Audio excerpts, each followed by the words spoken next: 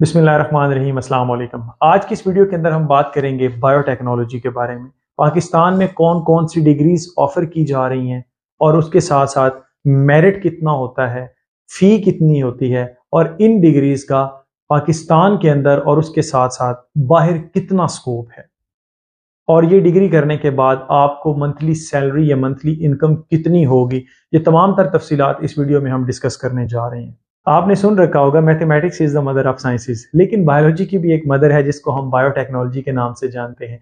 Biotechnology biology की जितनी भी फील्ड्स हैं उसके अंदर अपना अहम रोल प्ले करती है, और वहां पर हर फील्ड के अंदर इसका बंदा जरूरी है। आजकल के दिनों में आहिस्ता आहिस्ता पाकिस्तान के अंदर ये फील्ड इन हो रही है और आने वाले टाइम में इसका स्कोप बहुत ज्यादा होने वाला है, क्योंकि इसमें नंबर ऑफ स्टूडेंट्स कम है, सैचुरेशन कम है, तो जॉब अपॉर्चुनिटीज ऑब्वियसली ज्यादा होंगी।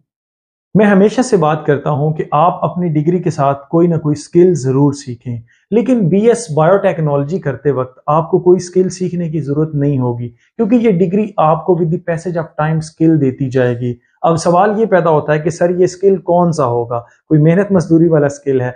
तो उसका आंसर है नहीं। आपको ये स्किल देती है लैब एक्सपीरियंस का। जब आप बीएस बायोटेक्नोलॉजी करते हैं या आप एमएस बायोटेक्नोलॉजी करते हैं तो आप लैब के अंदर कंटिन्यूसली इंगेज रहते हैं, और बायोटेक्नोलॉजी से रिलेटेड जितनी भी मशीन्स हैं, जितने भी इक्विपमेंट्स हैं, लैब इक्विपमेंट्स स्पेशली, वो बहुत ज़्यादा एक्सपेंसिव होते हैं और उसके साथ साथ पूरी दुनिया में इस्तेमाल होते हैं, लेटेस्ट होते हैं। बच्चा जो होता है अगर लैब वर्क करता रहता है साथ साथ, अगर आपके सुपरवाइजर अच्छे हैं या आपके टीचर्स अच्छे हैं, वो गाहे बगाए आपको लैब के अंदर लेकर जाते हैं और आप वहां पे पड़े इंस्ट्रूमेंट से फेमिलियर हैं, उनको चलाना जानते हैं, तो यकीन माने पूरी दुनिया में कोई भी यूनिवर्सिटी आपको आसानी से एडमिशन दे सकती है। तो जब स्टूडेंट्स अपना बीएस या मास्टर्स कर रहे होते हैं तो वक्त के साथ साथ वो लैब्स के साथ अटैच रहते हैं, इक्विपमेंट्स के साथ अटैच रहते हैं। यही वजह है कि वो एक्सपर्ट हो जाते हैं उन तमाम स्टूडेंट से जो लैब्स के अंदर नहीं जाते, क्योंकि बायोटेक का जितना भी काम है वो आपको पता है कि लैब डिपेंडेंट काम होता है, और इसने पूरी दुनिया के अंदर एक रेवोल्यूशन बर्पा कर दी है। आप मेडिसिन के शोबे को ही ले लें, फॉर एग्जांपल आजकल डायबिटीज के मरीज बहुत ज्यादा हैं, तो जो इंसुलिन आप ले रहे हैं वो किसकी मदद से ले रहे हैं? बायोटेक्नोलॉजी की मदद से ले रहे हैं। वीडियो में मजीद आगे बढ़ने से पहले मैं आपको बायोटेक्नोलॉजी के बारे में बता दूं।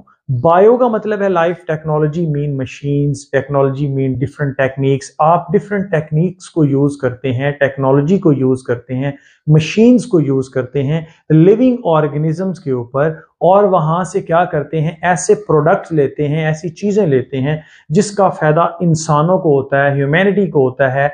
और ये इंसान जितने भी बेनिफिट्स ले रहे हैं आजकल मेडिसिन के हवाले से, या कोई भी आप डिफरेंट जो है डिफरेंट ऐसी आपने हाईटेक लैब्स देखी होंगी जिसके अंदर आपको डिफरेंट मशीन्स नजर आती हैं, और वो किसको बेनिफिट दे रही हैं? ह्यूमंस को बेनिफिट दे रही हैं। वो सारी किसके अंदर आ रही हैं? बायोटेक्नोलॉजी के अंदर आ रही हैं। आप जरा देख लें, आप किसी हॉस्पिटल के अंदर गए तो वहां पर आपने एक हाईटेक लैब देखी, तो वो भी बेसिकली क्या है? बायोटेक्नोलॉजी है।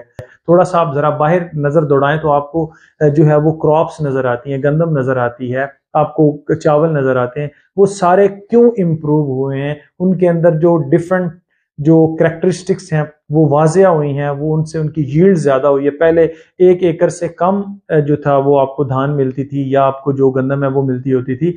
अब बायोटेक्नोलॉजी की वजह से आप वहां से मैक्सिमम यील्ड जो है वो हासिल कर सकते हैं। तो बायोटेक्नोलॉजी का जो स्कोप है वो बहुत ज्यादा है, और आने वाले दिनों में तो इसका बहुत ज्यादा होने वाला है स्कोप। और सबसे बड़ी बात यह है कि अगर आप एक अच्छे स्टूडेंट हैं, आपका सीजीपीए अच्छा है, आपने अच्छा परफॉर्म किया है, मेहनत की है 4 सालों के अंदर, तो आपको कोई भी नहीं रोक सकता किसी भी मुल्क में जाने। अब देखिए यूएसए में स्कॉलरशिप मुश्किल मिलते हैं, लेकिन अगर आपने अच्छा काम कर रखा है तो यूएसए भी आपको स्कॉलरशिप जो है वो देता है। इस फील्ड के अंदर जॉब्स मिलती हैं डायरेक्ट, आप जॉब पे अप्लाई करें तो आपको जॉब मिलेगी, और इवन दैट वीजा भी स्पॉन्सर करेंगे। और बायोटेक्नोलॉजी को मैं मोस्ट इमर्जिंग फील्ड इसलिए कहता हूं क्योंकि बायोटेक्नोलॉजी रिलेट करती है मेडिसिन से। जितनी भी मेडिसिन बन रही हैं उसमें 80 to 90% जो रोल प्ले हो रहा है वो बायोटेक्नोलॉजी का हो रहा है। उसके साथ साथ फूड प्रोसेसिंग के अंदर बायोटेक्नोलॉजी है, बीवरेजेस इंडस्ट्री के अंदर बायोटेक्नोलॉजी है, क्रॉप साइंसेस के अंदर बायोटेक्नोलॉजी है, अभी बताया मैंने आपको। और जेनेटिकली मॉडिफाइड ऑर्गेनिज्म, ये ब्रायलर वगैरह जो है आप देख रहे हैं, इसके पीछे भी किसका हाथ है? बायोटेक्नोलॉजी का हाथ है। इन्वायरमेंटल सेक्टर जो है उसके अंदर भी इसकी बहुत ज्यादा जॉब्स आती रहती हैं। उसके बाद फोरेंसिक की अगर बात की जाए तो फोरेंसिक बायोटेक्नोलॉजी के बिना अधूरी है बल्कि नामुमकिन है। उसके बाद आता है मोलेक्युलर बायोलॉजी। पूरी दुनिया में जितना भी आजकल डीएनए प्रोटीन्स के ऊपर काम हो रहा है उसके पीछे आप देखें ना, जो बैकबोन है वो बायोटेक की है। बायो इन्फॉर्मेटिक्स आ जाती है। उसके बाद सेल कल्चर आ जाता है, टिश्यू कल्चर आ जाता है, उसमें एंथर कल्चर आ जाता है, सीड कल्चर आ जाता है, आर्टिफिशियल सीड बनाने जाते हैं। तो ये सारी चीजें जो हैं ये कौन करवा रहा है? बायोटेक्नोलॉजी करवा रही है, और बायोटेक्नोलॉजी की मदद से हो रहा है। ये जितनी भी मैं आपको फील्ड्स बता रहा हूँ, इन फील्ड्स के अंदर हर फील्ड के अंदर एक बायोटेक्नोलॉजिस्ट की जरूरत होती है। उसके बाद आता है जेनेटिक्स के अंदर, एवोल्यूशन के अंदर, और हाईटेक लैब्स जो हैं वो बनाने में। ये जितनी भी चीजें हैं उन सब के अंदर इसका स्कोप ही स्कोप है। और एक कॉमन जॉब वो है कि आप इसके बाद लेक्चरर लग सकते हैं, आप टीचर लग सकते हैं, आप असिस्टेंट प्रोफेसर और एसोसिएट प्रोफेसर लग सकते हैं। अब आता है इसका एलिजिबिलिटी क्राइटेरिया। एलिजिबिलिटी क्राइटेरिया में अगर आप किसी पब्लिक सेक्टर यूनिवर्सिटी के अंदर अप्लाई करते हैं तो वहां पर इसका मेरिट 70 to 80% रहता है।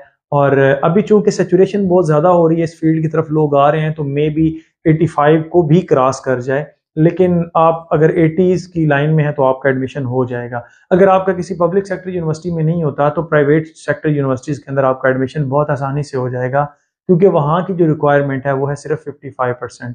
फीस की बात की जाए तो पब्लिक सेक्टर यूनिवर्सिटीज में 40 से 50 हजार जो है वो आपका एक सेमेस्टर का है। और अगर आप किसी प्राइवेट यूनिवर्सिटी की बात करते हैं तो वहां पर आपको 70 to 1 लाख आता है। वो डिपेंड करता है कि यूनिवर्सिटी कहां पर है, उसकी लोकेशन किधर है। और लास्ट में हम बात करेंगे कि पाकिस्तान के अंदर एक बायोटेक्नोलॉजिस्ट कितना अर्न कर लेता है। ये डिपेंड करता है इंसान के ऊपर, पहली बात तो ये है। दूसरा, नॉर्मली जो बायोटेक्नोलॉजिस्ट हैं जिनसे मेरा भी राब्ता हुआ है वो कहते हैं कि सर हमें तकरीबन 40 to 60,000 जो फ्रेशर होते हैं उनको मिल जाता है, लेकिन जो एक्सपीरियंस्ड हो जाते हैं, कुछ पुराने हो जाते हैं, उनको तो मोर देन 1 लाख भी मिलते हैं अगर आपने वहां पे मास्टर्स कर रखा है या पीएचडी कर ली है।